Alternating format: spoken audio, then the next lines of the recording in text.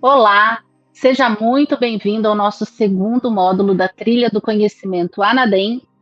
E nesse módulo nós vamos falar sobre propósito. O que é propósito, como você pode encontrá-lo, porque a sua jornada, ela começou no módulo passado, com perspectivas, e ela está continuando hoje. E é importante a gente revisar um pouquinho do que nós falamos no primeiro módulo, né? Então, no primeiro módulo, nós falamos sobre sucesso, e ainda vamos falar um pouquinho sobre sucesso hoje. Falamos sobre as diferentes visões de mundo, o que mudou, né? Como se percebia o trabalho, como se percebiam as pessoas, como era e como está sendo agora. Falamos sobre liderança, os diferentes tipos de liderança, o que se exigia de um líder no passado, o que se exige de um líder hoje. Falamos sobre as competências essenciais para qualquer pessoa, para um funcionário, para um líder também.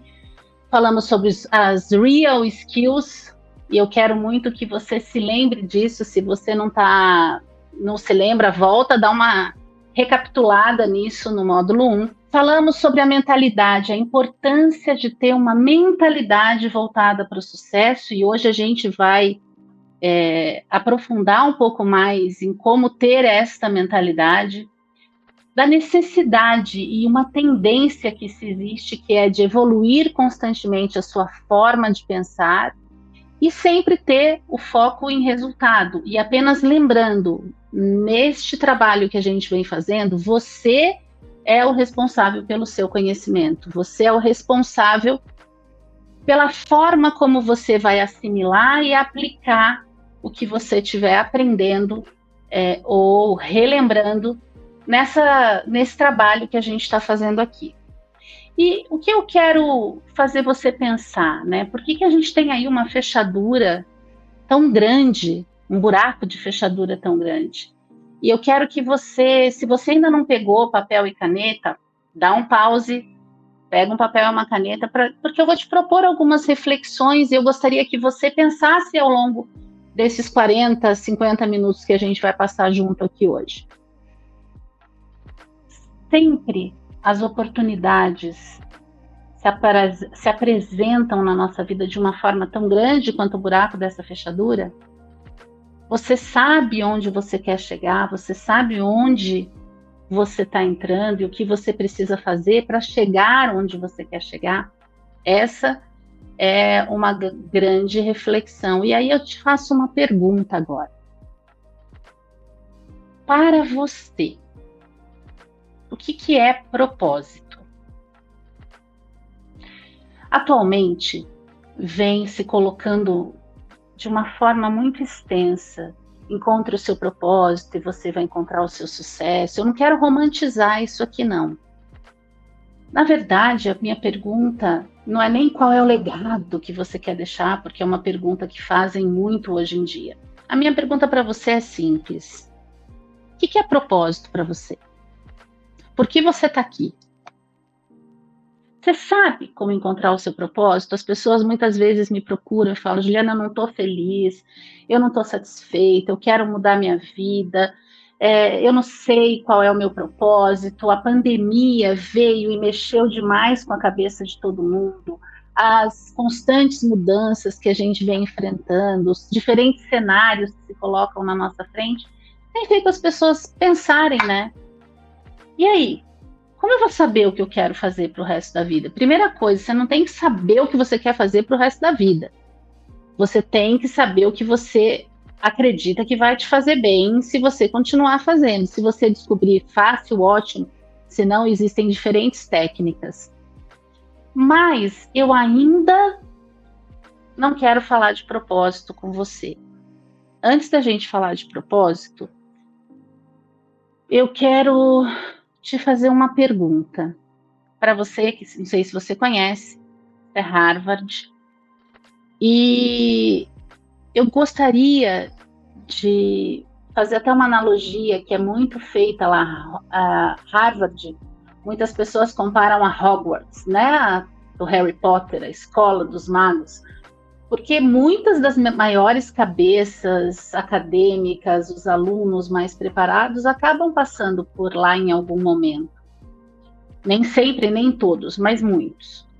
E vocês sabem qual é o curso mais concorrido entre os alunos de Harvard? Anota aí. Faz um favor para mim. Pega seu papel e põe de 3 cursos que você acredita que seja o mais concorrido de Harvard. Claro que a pessoa já entrou, né? Ela já está lá cursando. Desses cursos que tem lá, quais estão? Qual é o mais concorrido? Por incrível que pareça, o curso mais concorrido na Universidade de Harvard foi o que deu origem a esse livro, O Jeito Harvard de Ser Feliz. Há quase 80 anos iniciou-se esse trabalho sobre felicidade na escola, e o Shaul Echor, que é o autor desse livro, que começou esse estudo sobre felicidade, ele começou pesquisando 260 e pouquinhos alunos, 270 alunos, para descobrir o que acontecia, por que as pessoas tão competentes academicamente, tão inteligentes, eu não sei se vocês sabem disso, de 5 alunos da Universidade de Harvard, pelo menos 4, de 5, 4 passam por algum tipo de depressão durante a sua vida acadêmica na faculdade. E aí eles quiseram entender por que as pessoas estão tão infelizes aqui, se elas lutam tanto para chegar até aqui. E esse estudo deu, quando ele foi iniciar, ele fala que ele esperava que não tivesse ninguém na sala, que fosse ter ele mais 2, 3 malucos junto com ele, e que, na verdade, esgotaram as vagas em pouquíssimos minutos, e esse continua sendo um estudo e um trabalho e um curso que é feito na universidade até hoje. E eles descobriram que as pessoas, eles foram acompanhando, né, essas pessoas ao longo do tempo, e eles conseguiram identificar que as pessoas que chegavam aos 50 anos mais felizes, tendo mais momentos de felicidade, tinham muito menos chance de adoecer, chegavam muito mais saudáveis aos 80 anos. Então, o que isso quer dizer, gente? Que você ser feliz, você conseguir ter momentos de felicidade, a gente vai explorar isso porque todos nós enfrentamos problemas, não dá para ser feliz o tempo todo, existem momentos de felicidade, mas o que a gente vai entender aqui é que a gente condiciona o nosso cérebro para isso. Eles foram observando que a infelicidade, o isolamento, causa mais dano para a pessoa do que o álcool e a bebida.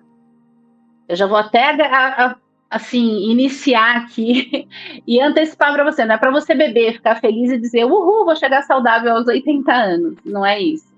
É que a infelicidade, ela é mais prejudicial que a bebida e que o fumo. E aí eu falei para vocês que nós íamos falar de novo de sucesso, eu te pergunto, né, o que vem antes? O sucesso ou a felicidade? Tem um monte de gente que fala assim, poxa, quando eu chegar onde eu ser feliz. E para esses eu quero dar uma triste notícia, gente. Se você está esperando ter sucesso para ser feliz, pode ser que o sucesso demore mais tempo para chegar para você. Porque os estudos comprovam que pessoas felizes chegam mais rápido ao sucesso. Por quê?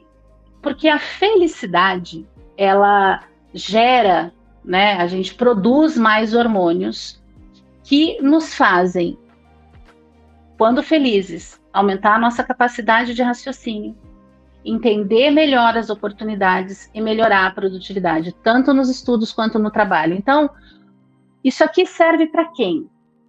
Né? Isso serve para um empreendedor, isso serve para um líder, isso serve para um estudante, isso serve para todo mundo. porque você pode melhorar a produtividade, seja no que você estiver fazendo, que você queira continuar fazendo e que te faz bem e que vai te levar ao sucesso. Então, o que eu estou dizendo para vocês aqui é que a felicidade, ela vem antes do sucesso, isso já é comprovado cientificamente. E quando nós estamos falando de felicidade, nós não estamos falando do sentimento apenas. Nós estamos falando da sua forma de pensar.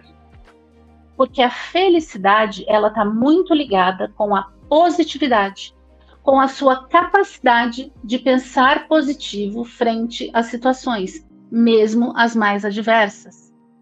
Durante esse estudo e nesse trabalho, foram desenvolvidos 7 formas, 7 passos, enfim, que te ajudam a desenvolver essa mentalidade positiva. Mas o que eu quero dizer para você é que felicidade está muito ligado a você conseguir pensar positivo. Agora faz uma reflexão aí, pensa no seu dia de hoje, no que você fez até agora. Em algum desafio que você tenha enfrentado. Poxa, hoje eu acordei cedo, peguei aquele trânsito. Quando eu acordei, eu já falei, ai, gente, o trânsito hoje não vai dar. Isso é pensar positivo? Não, Juliana, isso é ser realista. Nem sempre. Por quê? Porque a positividade, ela não tem... Você pode olhar a mesma situação, mesmo trânsito desafiador, pode ser um momento para você ouvir um podcast, para você treinar inglês, para você ouvir uma música que você não tem tempo, porque o seu dia é corrido, para você dormir no ônibus, se você vai trabalhar de ônibus, enfim. O que essa ciência mostra para a gente é que existem inúmeros testes, inúmeras formas, inúmeros questionários que você pode se avaliar. Se você, na programação neurolinguística, nós trabalhamos com metaprogramas, e se você é afastamento, você é uma pessoa que tem sempre a se afastar da situação e pensar no que pode dar errado. Se você é uma pessoa num metaprograma de aproximação, você é aquela pessoa que tende sempre a olhar para uma situação e acreditar que vai dar certo, se aproximar e enfrentar sem ter a necessidade de pensar muito, de se estruturar muito. Mas o que eu quero dizer para vocês, e que todos os estudos comprovam, é que a positividade, ela pode ser adquirida pela neuroplasticidade.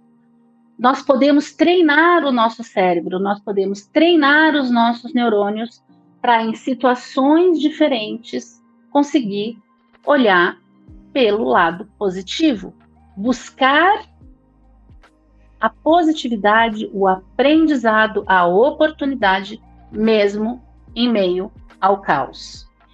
O que esse estudo também mostrou sobre felicidade é que uma das características que as pessoas têm, quando elas enfrentam um problema, muitas vezes as pessoas elas tendem a se afastar. Muitas pessoas, quando estão passando por uma crise, elas se escondem, elas se fecham até que elas consigam resolver, e aí elas voltam a conviver com as pessoas, mas sem necessariamente conviver no momento em que ela está enfrentando a situação. Um dos 7 princípios que a gente tem sobre esse estudo de felicidade fala que nos momentos de crise é quando a gente precisa mais do que nunca recorrer às pessoas que estão próximas, às pessoas que a gente confia, aos amigos, aos mentores, aos líderes, aos pares, porque são nesses momentos que nós tendemos a nos afastar e perder essa visão positiva. Então, o que eu trago para vocês nesse slide é dizer o seguinte: se você está passando por uma dificuldade, tudo o que é necessário, e isso está escrito no livro, é você lembrar conscientemente que nós precisamos incluir os outros na nossa realidade. Nós não podemos ficar sozinhos. É importante dividir.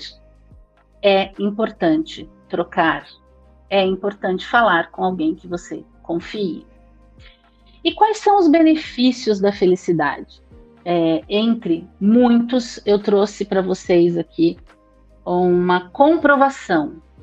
Esse processo, ser feliz, e entenda que ser feliz, eu estou trazendo que é igual pensar positivo, é um processo importante para tanto líderes, quanto empreendedores, quanto funcionários que querem o crescimento da empresa no curto e longo prazo. Equipes infelizes tendem a fracassar. Equipes infelizes tendem a se desfazer.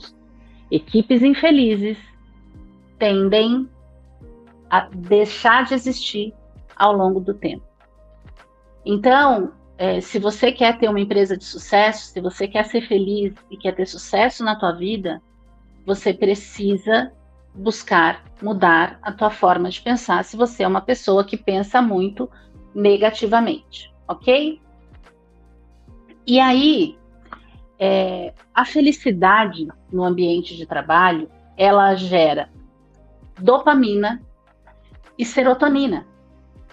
Se você tem uma equipe feliz, uma equipe que sorri, uma equipe que brinca, uma equipe que realmente está engajada, onde ela encontra empatia, onde tem conversa, onde tem troca, você tem uma equipe que está todos os dias produzindo dopamina e serotonina.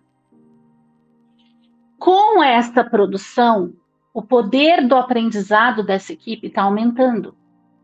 Consequentemente, a disposição, o empenho, a disponibilidade e a atenção dessas pessoas aumentam. Gente, eu muitas vezes ouço os líderes e pessoas falando, mas a minha equipe está se matando. Quando as pessoas falam isso para mim, eu falo, cuidado, elas vão morrer de verdade. Se você é aquela pessoa que está te dizendo assim, nossa, eu estou me matando no trabalho, não está dando resultado. Opa, você está precisando produzir mais dopamina e serotonina, você está precisando pensar mais positivamente, você precisa se afastar um pouquinho, olhar de fora, encontrar formas de pensar diferente, criar, ser mais feliz, encontrar um motivo, um propósito naquilo que você está fazendo todos os dias, que não seja se matar. Porque senão é esse o risco que você corre.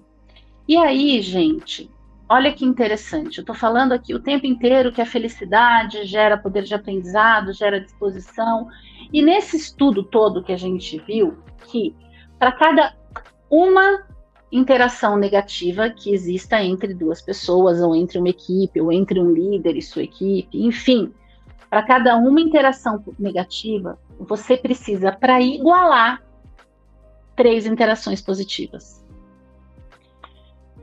Por quê? Porque nós fomos treinados a pensar negativo. Quando você olha, já assiste jornal, você vê notícias. O que as notícias normalmente mostram? Coisas negativas. São interações negativas. A gente vai aprendendo isso ao longo do tempo. E aí você chega no trabalho, as pessoas te contam tudo o que aconteceu de bom, ou normalmente elas te contam o problema? Seu colega vem dividir para você, e hoje o chefe não tá legal. E se prepara, hein? Gente, para cada uma interação negativa, você precisa de 3 positivas para equilibrar, para zerar. Agora, quer dobrar a produtividade da tua equipe? Quer dobrar a tua produtividade?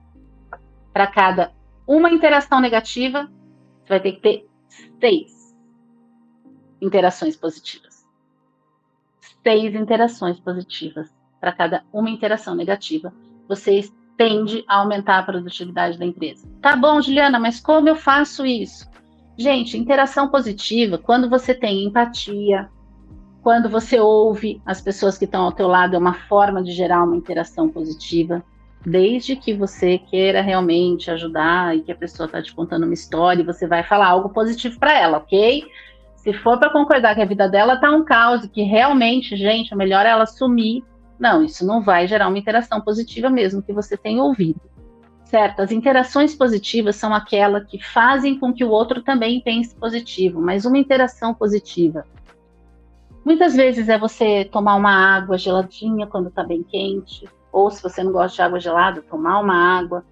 Uma interação positiva é você oferecer um café para alguém, uma interação positiva é você sorrir para outra pessoa, você dar um bom dia verdadeiro. Interação positiva é você oferecer uma ajuda, quando na verdade talvez algo nem seja a sua responsabilidade. Mas tudo isso são formas de gerar interações positivas. Então, se você quer dobrar a sua produtividade, seja em casa, seja no trabalho, seja onde for, para cada interação negativa, teve uma, tenha 6 positivas. Elogie, agradeça, reconheça. Essas são formas de gerar interações positivas. E aí eu trago para vocês a teoria das expectativas e da alavanca.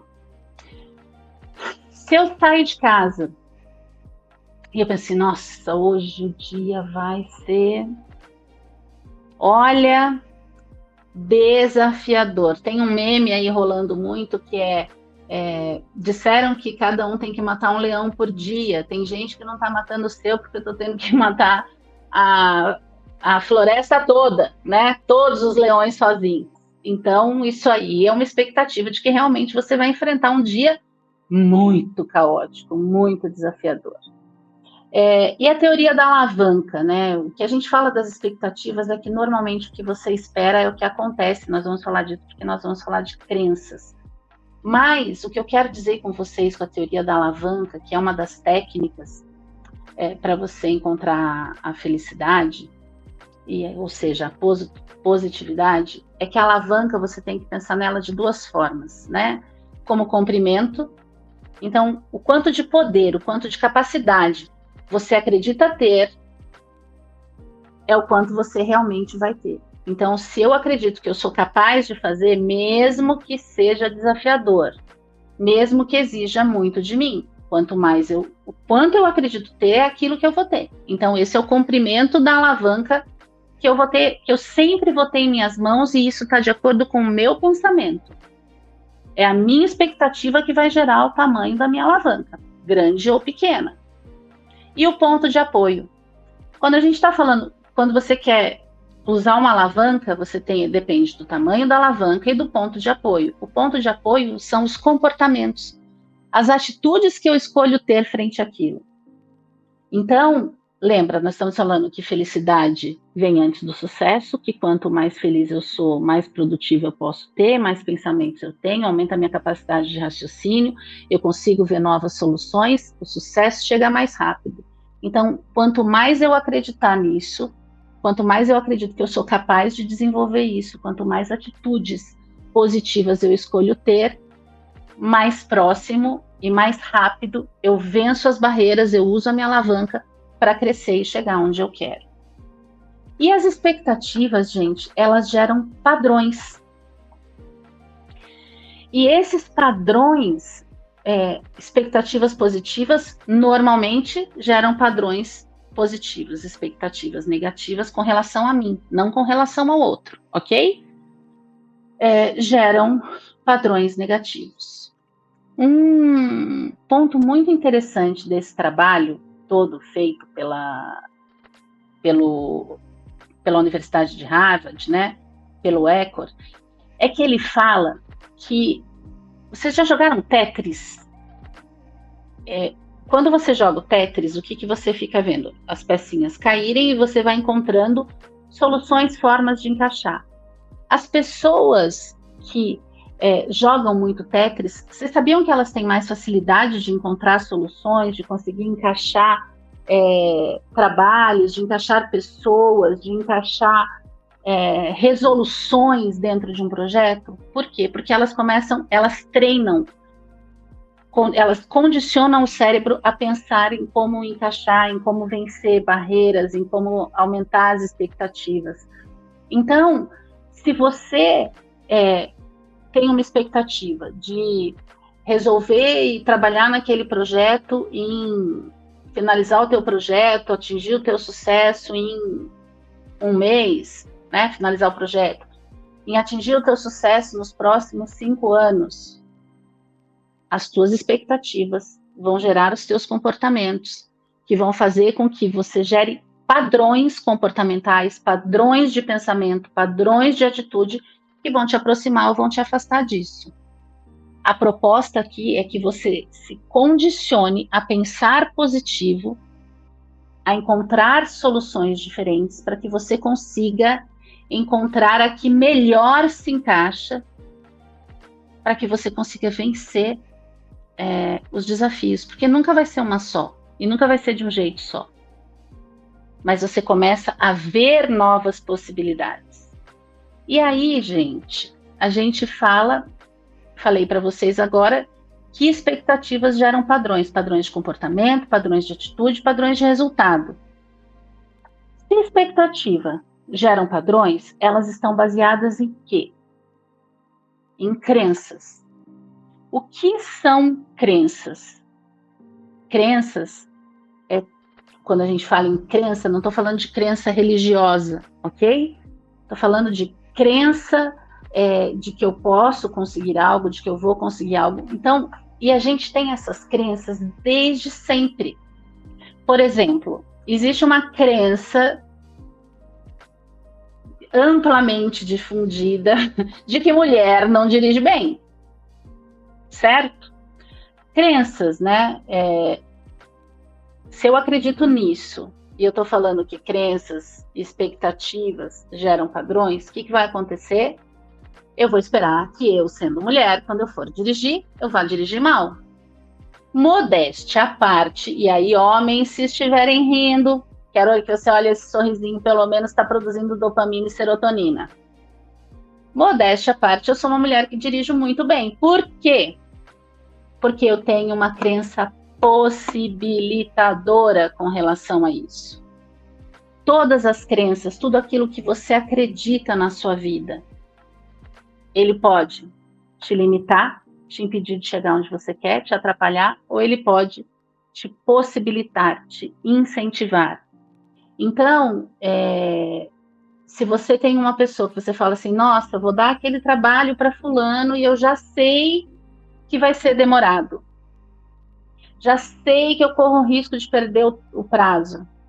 Gente, o Henry Ford, acho que copiando Confúcio, usou uma frase que eu gosto muito, é que se você pensa que pode, ou se você pensa que não pode, de qualquer jeito você está certo. E o que ele está querendo dizer com isso, gente? Aquilo que você acredita, nós não, acabamos de falar aqui, antes, que expectativas geram padrões, e isso está muito ligado às crenças que você tem. Então, presta atenção nas crenças que você vem alimentando no dia a dia. Se eu acredito que a pessoa vai atrasar, o que eu estou mandando de mensagem? Esse projeto vai ser atrasado. Nós não vamos bater a meta esse mês. Essa equipe não se dá bem. É uma crença limitante. Agora, se eu começo a pensar positivo, poxa, nós realmente temos chance de chegar, vai ser desafiador, mas existem possibilidades, está todo mundo estudando, todo mundo aprendendo, todo mundo engajado, a gente vai chegar. Essa é uma crença possibilitadora. Existem teorias que falam das crenças serem sempre autorrealizáveis, tanto as limitantes quanto as possibilitadoras. E nós começamos esse módulo de hoje falando em quê? Em você trabalhar a sua felicidade. Entenda como trabalhar a sua felicidade, trabalhar a sua capacidade de pensar positivo. Se eu estou pensando positivo, eu acredito que eu vou conseguir, é isso que vai acontecer. Mesmo que o tempo talvez não seja aquele que foi determinado num primeiro momento, ou talvez seja até mais rápido. Então, tudo isso vai nos levando às diferentes formas de pensar, e olha, a gente está falando de propósito. Para que você consiga trabalhar tudo isso, para que você consiga usar a neuroplasticidade para começar a pensar positivo, você vai desenvolver o quê? A tua inteligência emocional. E eu trouxe para vocês 2 definições de inteligência emocional. No Aurélio, inteligência emocional é a faculdade de aprender, apreender ou compreender. É uma agudez, uma perspicácia, uma destreza mental. Já no Michaelis, é um conjunto de aptidões cerebrais que interferem de forma favorável no relacionamento das emoções, como uma orientação para aprimorar o modo de pensar e agir. Parecido, mas diferente. Ou seja, nem no dicionário a gente tem uma definição única de inteligência emocional. O que eu fiz um curso há pouco tempo que uma pessoa fez essa pergunta, e quando eu dei a resposta do que é inteligência emocional para mim foi até interessante, porque o palestrante falou exatamente aquilo que eu tinha dito para minha amiga que estava comigo nesse curso. O que é inteligência emocional na minha percepção? Inteligência emocional é você sentir o que aquele acontecimento, o que a situação, o que o momento faz com que você sinta. Então, é sentir. Você pode sentir raiva, você pode sentir tristeza, você pode sentir medo, você pode sentir vergonha, você pode sentir tudo no momento certo, ou seja, na hora certa. Quer dizer assim, eu fiquei sabendo que eu fui promovida. Nossa, eu vou ficar com raiva porque eu não fui promovido antes. Opa, sentimento errado. Não está casando. Eu fui promovido, então qual é o sentimento que se espera para uma pessoa que tem inteligência emocional? Que ela fique feliz. Ou até ela pode sentir medo, porque vai ser um novo desafio, ela vai ser mais cobrada. Mas raiva, tristeza, a não sei que ela queira sair da empresa. Então, inteligência emocional é ter o sentimento certo, na hora certa e na intensidade certa. Eu fui promovido. Nossa, não consigo nem respirar mais. Meu coração apertou, agora eu não sei o que eu faço. Jesus, me chama um médico porque eu fui promovido. Opa! Sentimento pode até ser certo, me deu medo. Na hora certa, mas e a intensidade? Tá meio desproporcional. Então, se eu aprendo a pensar positivo, vem uma situação, eu falo muito isso para os meus clientes, que assim, você tem todo o direito de sofrer por 24 horas. Mesmo que seja um luto, né? Aquele primeiro momento é o mais sofrido, é o mais dolorido, mas isso não pode te parar. Como você vai encontrar alternativas, usar o Tetris, né? Para pensar positivo e encontrar uma solução diferente para esse sentimento. Como você vai canalizar essa energia. Então, para você ter resultado, para você ter sucesso, para você conseguir atingir o teu propósito, é importante que você tenha inteligência emocional. E se inteligência emocional está ligado a sentir o que eu tenho que sentir, o que eu sinto no momento certo, na intensidade certa, a forma como eu penso e como eu exercito o meu cérebro vai interferir diretamente nos resultados que eu estou tendo. E isso, gente, está muito ligado à forma como você vai pensar, a intensidade do que você vai sentir, a forma que você se permite contagiar. Eu gosto muito de falar do efeito borboleta. Para quem nunca assistiu o filme, o que é uma teoria que diz que o simples bater de uma asa, da asa de uma borboleta no extremo do continente, do globo terrestre, pode causar um furacão no lado oposto. Como? Ela gera um movimento, uma onda de ar que vai ganhando força e direção, né, intensidade, e que pode se tornar um furacão. Então, toda onda grande começa pequena. Por que eu estou trazendo isso para você? Porque você pode falar assim, Juliana, eu até penso positivo, eu até exercito a minha inteligência emocional, mas você não está na área que eu estou. Você não convive com as pessoas que eu convivo, você não tem o chefe que eu tenho, você não tem a equipe que eu tenho. O que eu quero propor para você é a sua autorregulação, autorresponsabilidade. Você pode ser essa borboleta que inicia esse movimento.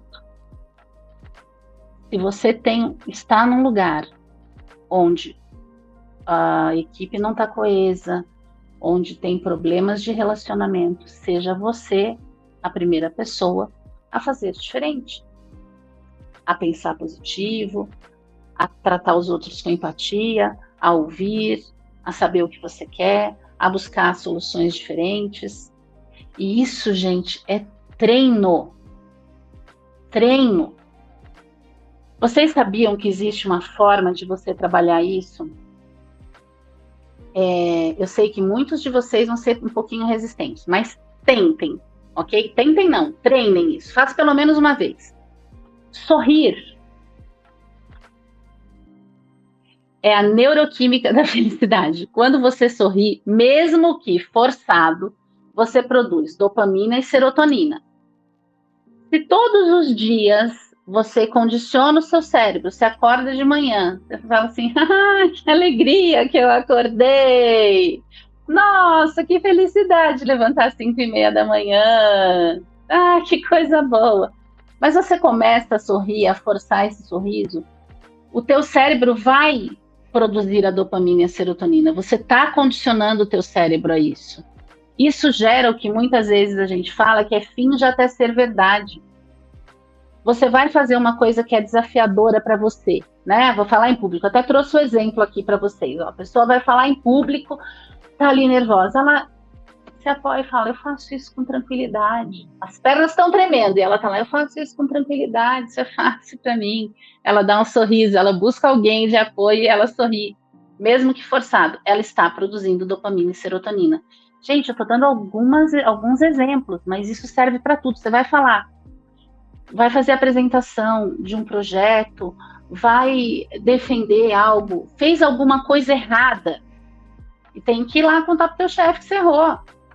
Tem que ir lá falar para a tua equipe que o projeto que eles dedicaram 4 meses não foi aprovado. Como que você vai fazer isso? Produz dopamina, produz serotonina, treina, até que vai chegar um momento que você vai encontrar diferentes formas de falar e você vai transmitir isso com tranquilidade, com segurança. E existem diferentes formas da gente dar sentido, né, de encarar o nosso trabalho. Agora eu estou caminhando já para a gente falar de propósito, mais relacionado ao trabalho, de sentimentos. Então, sempre nós vamos encontrar 3 formas de pensar no trabalho. Ou ele é um sofrimento, aquela pessoa que fala assim, gente, sério, ai, não acredito, tenho que acordar, meu Deus, vai ser desesperador, como que eu vou fazer, eu não aguento mais aquelas pessoas. Provavelmente essa pessoa está com desempenho ruim. Porque é tanto sofrimento que o cérebro dela tem que trabalhar e ela sempre espera que vai ser algo ruim, e ela sempre espera que as pessoas vão estar infelizes, ela sempre espera que vai ser maltratada, e o que acontece? Tudo que ela pensa acontece. Então é um sofrimento para ela, o rendimento dela vai caindo, ela vai estar infeliz, porque é sofrido. A segunda forma são aquelas que são indiferentes, sabe? Gente, sério, o problema tem em todo lugar, não tô feliz, assim, mas também não tô infeliz, eu ganho bem, pago as minhas contas, não sou reconhecido, mas também não sou reconhecido, para mim tá ok, ele é indiferente. São aquelas pessoas que até batem as metas, mas não espere que ela entregue mais do que você está propondo, não, porque ela vai te entregar aquilo que ela é capaz de entregar. E a terceira forma são aquelas pessoas que encontram no trabalho uma autorrealização. São aquelas pessoas assim que gostam mesmo de ir, que elas têm prazer de ir, que elas encontram ali formas diferentes de inovar, que elas dão um sentido para aquilo que elas estão fazendo. Então essas são as pessoas que normalmente têm um resultado superior, né? Por quê? Porque vocês percebem que essas pessoas elas já pensam positivo antes de ir? Lembra tudo que eu falei até agora? Elas estão produzindo pensamento positivo, elas estão gerando felicidade, e isso aumenta a sua produtividade, aumenta a sua capacidade de raciocínio. E a grande questão aqui que eu coloco para você é: qual é o significado que você atribui ao seu trabalho? Ele é um sofrimento? Ele é indiferente? Ou ele é uma oportunidade de autorrealização? Você sabe como que tá isso para você? Se tiver um sofrimento, você tem algumas chances. Ou você vai procurar trocar de emprego, falar com o teu chefe, encontrar uma nova oportunidade dentro da mesma empresa, buscar o que você quer fazer. ou você precisa sair mesmo. Se estiver indiferente, começa a pensar onde você pode encontrar felicidade aí dentro. O que você pode fazer de diferente do que você está fazendo? E se você estiver autorrealizado, você pode buscar encontrar formas de se realizar ainda mais para isso. O significado que você atribui está diretamente ligado à vontade que você tem de trabalhar e à dedicação que você dá para aquilo que você faz.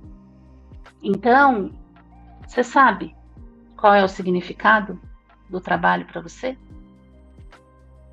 Você sabe se você está feliz, se não está, se está sendo cansativo, se você só está aí porque você não vai dar o gostinho de ninguém pegar o teu lugar. Qual é o significado do trabalho para você? E se você não sabe qual é o significado, ou se você acredita que você está na autorrealização, mas você não sabe, né? Os seus feedbacks não estão sendo tão positivos assim. Primeiro, pergunta o que as pessoas acreditam. E segundo, se você não sabe, faz o caminho inverso. Olha quais estão sendo seus comportamentos. Se é aquele que espera das 6 horas para sair correndo, que sofre no domingo, você é aquele que não sofre no domingo, mas também não gostaria que o final de semana passasse mais rápido, né? Que dá 6 horas, vai embora, pode ficar até 6h10, mas só por causa do trânsito. Talvez esteja sendo indiferente. Se você, poxa, chega feliz, contente, não vê a hora passar, faria aquilo várias vezes, pode-se dizer que você está feliz fazendo o que você faz. E aí, gente, esse é um motivo também para reflexão, porque a equipe muitas vezes dá ao trabalho o mesmo significado que o líder dá. O líder pode ter aquela pessoa que trabalha 300 horas, mas que trata todo mundo mal, que está infeliz, que é grosseiro, que não dá um sorriso, que não faz uma brincadeira, que não faz uma piada. Talvez a equipe esteja indo pelo mesmo caminho. Aí fica uma reflexão para você fazer. E aí, fazendo esse curso, né, fazendo esse módulo, dá uma conversada com o pessoal da tua equipe. Pergunta para eles se eles já sabem. Escreve lá qual o significado que você acredita que a pessoa tem. Depois conversa com ela. Checa se está batendo ou não.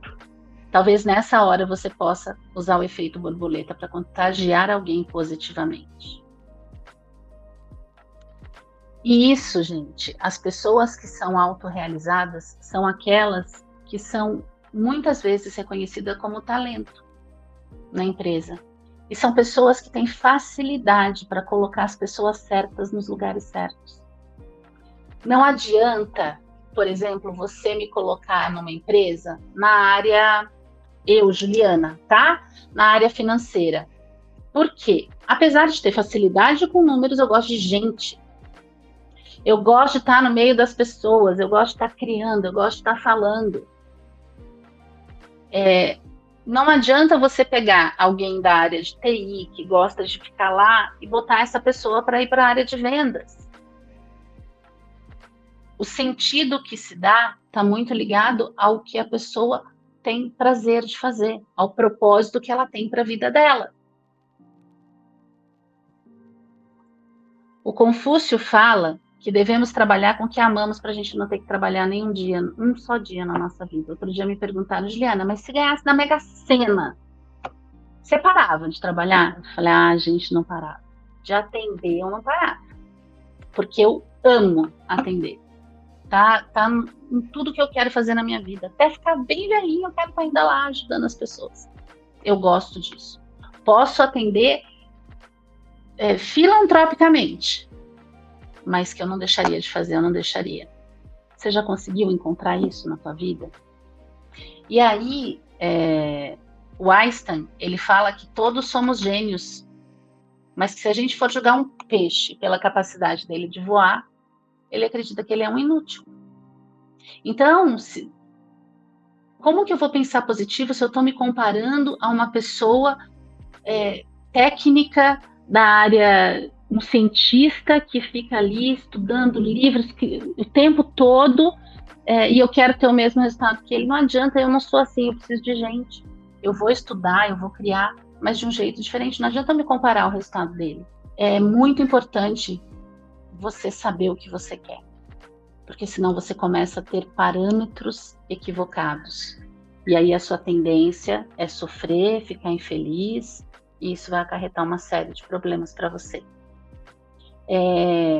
Eu gosto muito do exemplo do Guinness, né? Por que o Guinness tem que ser atualizado todo ano? Porque nós não sabemos a nossa capacidade. Não dá para você dizer que uma pessoa corre, como era no passado, o máximo que se pode chegar é 4 segundos. E hoje a gente já tem um número menor que isso. Então, quanto mais a gente acredita que a gente é capaz, mais próximo a gente vai ficando disso, desde que haja empenho, dedicação, comprometimento e atitude que te leve a isso. E aí o meu convite é para você encontrar a sua paixão no trabalho. Todos nós, mesmo quem ama o que faz, tem alguma coisa que não gosta, que não é o seu preferido. Se você pudesse, você não faria, mas você faz, porque faz parte do teu trabalho. Mas qual é a tua paixão? Foca nisso, se concentra nisso. A psicologia diz que quanto mais a gente concentra no positivo, menos a gente potencializa o que está de negativo. Aí você vai sair daquela pessoa que pode estar dando um sentido de sofrimento para o trabalho, até mesmo para uma pessoa que se sente autorrealizada fazendo a mesma coisa que ela não encontrava sentido antes. E para isso você precisa aprender a trabalhar com objetivos e metas, que são coisas diferentes, gente. Objetivo é aquilo que você pretende alcançar, mas que ele acontece a um longo prazo. E as metas são quais atividades específicas, quais ações específicas eu vou ter para me levar a atingir aquele objetivo num curto prazo. É um conjunto de metas que te leva a atingir um objetivo maior. Então, o meu objetivo é estar entre as melhores empresas para se trabalhar. Quais são as metas? Então, a primeira é ter uma remuneração compatível com o mercado. A segunda é instaurar feedback e avaliação de desempenho dentro da empresa. São pequenas metas para se atingir um objetivo maior. Pensa na tua vida, no seu departamento, no seu trabalho. Qual é o seu objetivo ao acordar todos os dias? Então, quais serão as suas pequenas metas para que você consiga chegar nesse objetivo? E não tem como você trabalhar com objetivos e metas se você não tem planejamento, dedicação e cooperação. Tá? Se você está planejando, se você está buscando um objetivo, se você tem as suas metas, você precisa planejar o que você vai fazer, você precisa ter dedicação, foco, constância, e você vai precisar de cooperação das pessoas que estão envolvidas naquilo junto com você, ok? E isso tudo gera engajamento. Quando você tem pessoas pensando positivas dentro do mesmo lugar, querendo o mesmo resultado, buscando a mesma sinergia, quando você tem pessoas que querem que a empresa cresça, que seja uma referência, que tem orgulho de falar para alguém que trabalha em determinado lugar, são pessoas engajadas, mas elas precisam confiar na equipe que elas estão e nos líderes que existem dentro dessa organização. Porque o engajamento, ele gera sentimentos de pertencimento e satisfação. E quando você se sente pertencente, quando você está satisfeito, você fica mais positivo. Consequentemente, você fica mais feliz. Consequentemente, você tem mais resultados. E isso, gente,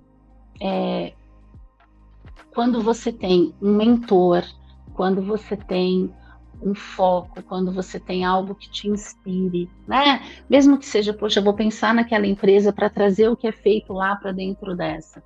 O Newton fala, se eu fui capaz de ver mais longe, é porque eu me apoiei em ombros de gigantes. Então, se eu pude crescer a minha empresa, é porque algum dia eu olhei para quem estava fazendo bem feito e aprendi com eles, me inspirei neles. se eu pude melhorar o clima, né? Se o clima do meu departamento melhorou, se nós hoje estamos produzindo mais e mais felizes, sorrindo mais aqui dentro, é porque teve uma inspiração. Alguém começou a fazer isso. Seja essa pessoa. E o pensamento positivo? Mexe com as tuas crenças, traz um novo significado para o teu trabalho e te inspira a alcançar algo maior. Esse algo maior pode ser o seu propósito na vida. Eu vou deixar para vocês, eu vou falar isso mais para frente, mas a gente vai treinar e vocês vão poder fazer isso em casa. Se tiverem dúvidas, me mandem perguntas, eu vou estar à disposição para responder e para ajudar quem não conseguir fazer isso. Mas eu trouxe para vocês um modelo de definição de propósito, que é o Ikigai.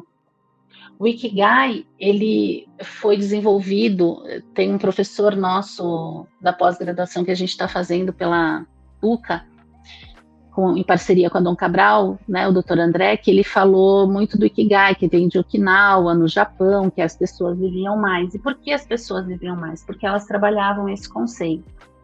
E o conceito do Ikigai está muito ligado ao propósito, que você pode aplicar no trabalho ou na tua vida. Mas o conceito é: descubra o que você ama fazer. Né? Descubra o que você ama fazer.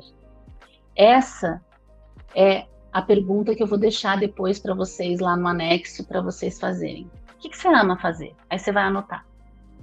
O que eu faço bem feito? Você pode amar fazer uma coisa, mas você não sabe fazer ela bem feita. Então, o que você ama, o que você faz bem feito? O que você ganha por fazer o que você faz? Você pode ser pago por isso? É o que está aqui no amarelinho. O que você faz que faz bem ao mundo?